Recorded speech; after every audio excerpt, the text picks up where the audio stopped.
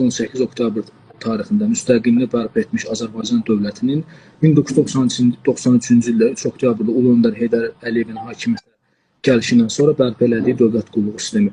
Əlbəttə ki, 1991 və 93-cü illərdə hakimiyyət böhranının baş verməsi, Ulu Öndərin hakimiyyətdə olmaması dövlət qulluğu sistemimizdə çox ciddi ləngimələrin və inkişafın tərəqqinin qarşısını almışdır. Lakin 1993-cü ildə xalqın çoxsaylı istəkləri və tələbi ilə Ulu Öndərimiz hakimiyyətə gəlmiş və həmin ildən etibarən Azərbaycan Respublikasında dövlət qulluğunun formalaşmasıyla bağlı fundamental və silsilə tədbirlər başlanmışdır. Onlardan birincisi 1994-cü ildə əsir müqaviləsinin bağlanması ilə Azərbaycan Respublikasının hüquqi və siyasi islahatlarının təməli olan və güclənməmizin önəmli prioritet məsələlərindən biri iqtisadi azadlığımız və iqtisadi müstəqilliyimiz idi.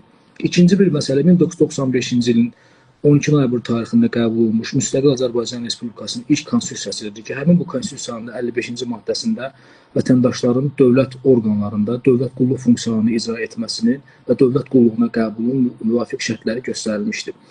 Yenə eyni zamanda 1996-cı ildə Ulu Öndər bu sahədə fundamental tədbirlər planının bir digər mərhələsini, yəni Hüquqi İslahatlar Komissiyasının yaradılması oldu. Həmin Hüquqi İslahatlar Komissiyasının yaradılmasından etibarən artıq dövlət qulluğunun normativ hüquqi bazasının